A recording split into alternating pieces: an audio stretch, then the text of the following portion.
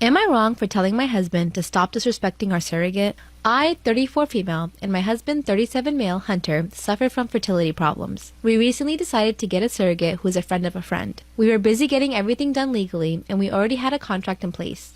My egg was used, so no worries in this regard, plus our surrogate is a respectful, kind woman who's been keeping her part of the contract intact. But it's my husband Hunter who's been starting to act strange. I've noticed that he's been focusing all of his attention on our surrogate, like skipping work to visit her or get her things that she didn't ask for, chat with her all the time on social media, and also constantly offering to do things for her, like drive her places and sometimes even invite her out or offer to repair her stuff for her. She complained to me about this and even told me about things he's been doing that I didn't even know about, like bringing her gifts. I tried speaking to him about what this looks like, but he said he's doing what he's doing for his son and not for her. Still, I asked that he tone it down and respect the woman's space. He got mad at me and accused me of being jealous of the woman. Whoa, I knew it was going this way. He got mad at me and accused me of being jealous of the woman who's carrying my own child and said that this makes me look bad. He has a crush on her. I feel like guys have this weird thing, like he's infatuated that he got another woman pregnant that's not his wife. You know, like that kind of weird shit.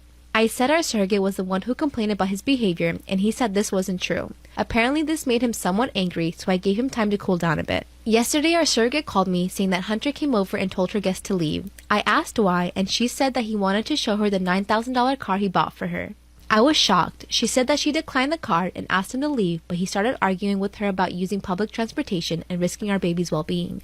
I was fuming. I called him demanding him to get home, and he eventually did. Once he got back, we started fighting, and I yelled at him saying that he's been nothing but disrespectful and overstepping and inappropriate towards our surrogate. Again, he explained that the car wasn't for her, but to ensure that the baby is safe. I told him to stop disrespecting the woman and stop using the baby as an excuse to stomp all over her boundaries. He ranted about how he was just trying to make this work and that I should do the same, if not more. He accused me of not loving our son as much as he does, but this isn't the way, and putting $9,000 for a car without telling me. He left the house for a while, then came back and refused to speak to me. I might have been hard on him. He might have just been oblivious, so I'm less sure seeing his reaction now.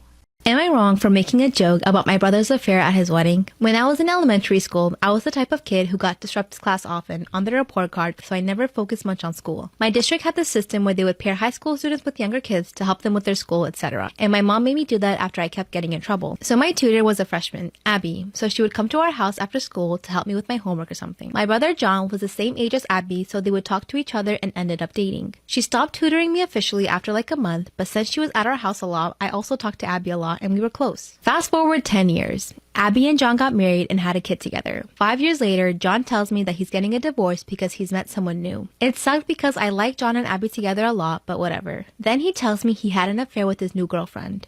Also sucks, but I told him he shouldn't have hurt Abby like that, but whatever. I also asked Abby how she was doing, and she wasn't doing well, but she told me she didn't want her to be the reason I have a bad relationship with my brother. However, 2 months before my wedding, Abby calls me and tells me that my brother's girlfriend has been harassing her nonstop. She showed me the text, and his girlfriend has been saying some pretty disturbing things about how she's so much better than Abby, taunting Abby for having to share custody of her kid now, just making fun of her and bullying her. I told my brother about this, and he said he would ask his girlfriend about it. A month later, I asked him if he ever brought it up, and he said he did but saw nothing wrong with the text, which pissed me off. I later confirmed that he saw the same text I saw. Abby apologized for involving me in the whole thing in the first place and encouraged me to still go to the wedding, where my brother asked me to make a speech. The speech went well until I made a joke. The gist of the joke was me turning to his new wife and telling her that if she's learned anything from this, she should know that my brother will never let his wife stop him from finding the love of his life. I like that. That's a really good joke. Yo, high five. I love it. This got my brother and his wife really mad, and they kicked me out shortly after. And my brother has been calling and texting me nonstop, yelling at me. So, am I the asshole here? I think, honestly, this is like one of the only acceptable asshole posts I've ever read. Like, asshole. Like, this is the only time it's okay to be an asshole. Am I wrong for wanting to be a part of my best friend's birth? I, 24 female, was asked by my best friend, 25 female, if I would be in the delivery room with her when she gives birth.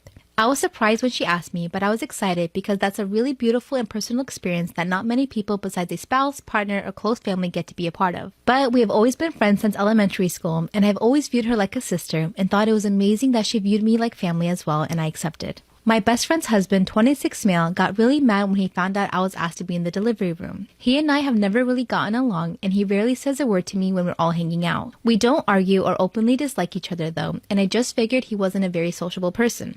My best friend still wanted me to be there despite her husband not being okay with it because it's her decision. It's not his. She's pushing out the baby, not him. So whoever gets to be in the delivery room is her choice. At first, I just thought he wanted it to be a private moment for him and his wife, and I was prepared to tell her that I would not intrude and I would just come visit her after the baby had came and they had settled in a bit. However, it was revealed to me that her husband actually didn't want me to watch her give birth because I am attracted to and have dated women. I was a little confused because I didn't see how that had anything to do with the situation. The story comes out that the reason he never speaks to me or acknowledges my presence is because he doesn't want his wife to be friends with the woman who likes women. He doesn't want me watching her give birth because that means I'll be looking at her naked and it might make me attracted to her or want to hook up with her. Gosh. He said that I had probably had a crush on his wife for years and I was just waiting for the right opportunity to get with her, and he forbid me from being in the room with them. I informed him that unless my best friend personally told me that she no longer wanted me in the delivery room, I was going to be there. Some friends have told me I am just being petty and could cause unnecessary problems in the relationship. I think that it is my best friend's decision who gets to be in there for her. So, am I the asshole? No, you're right. It is her decision who gets to be in the room. This dude sounds like a piece of shit. Am I wrong for saying my sister probably has a different dad? My mom and my dad are both super white and super blonde. My brothers, 29 male and 23 male, and me, 26 female, are also super white and super blonde. My sister Nicole, 20 female, has pretty dark skin and 3C natural hair. I wish I could just assume that Nicole has darker skin and curlier hair due to some strange genetic glitch, but I can't. My mom used to have a very close friend who would visit when my dad was gone, and he was black. When Nicole was born, her friend stopped coming around and my parents spent a lot of time fighting. Nicole knows nothing about my mom's special friend. Anyway, we were all eating dinner at my parents' house over the weekend, and Nicole mentioned that she wanted to take a 23andMe genetics test. She's 23 and doesn't know that she is not her father's biological daughter.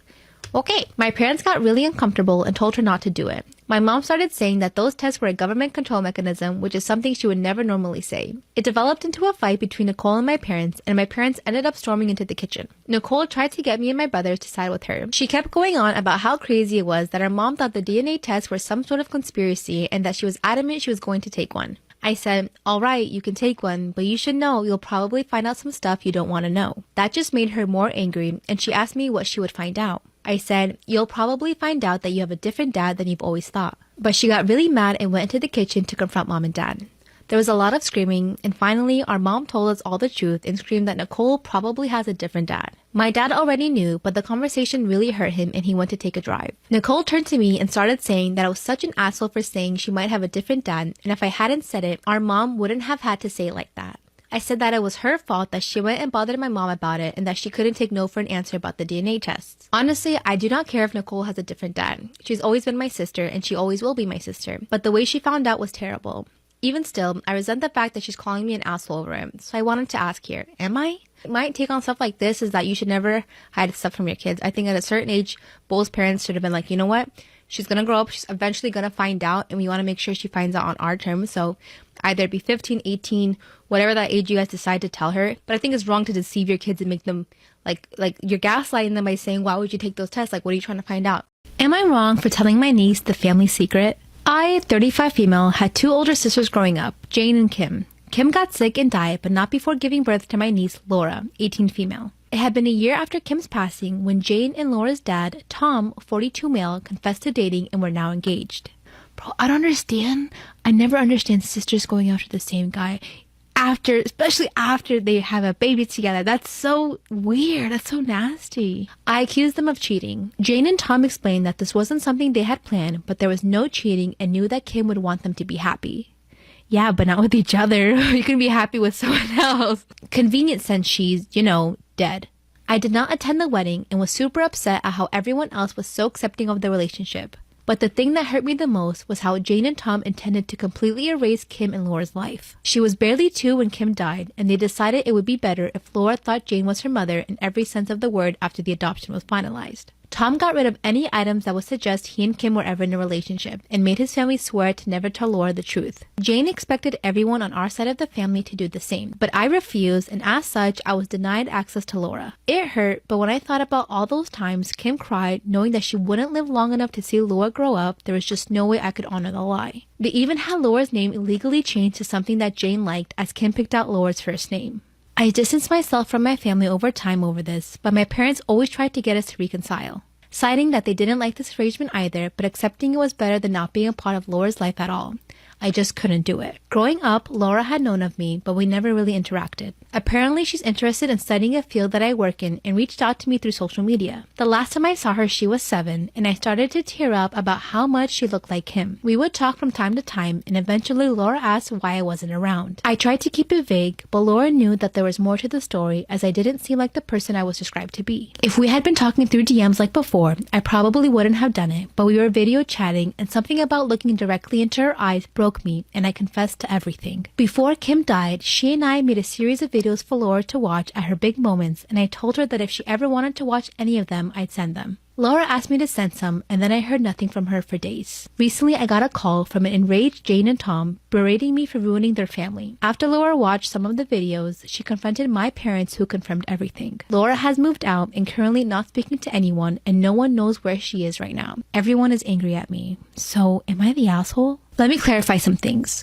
My parents talked about Kim and had pictures of her in the house, so Laura knew who she was. She just didn't know that Kim gave birth to her.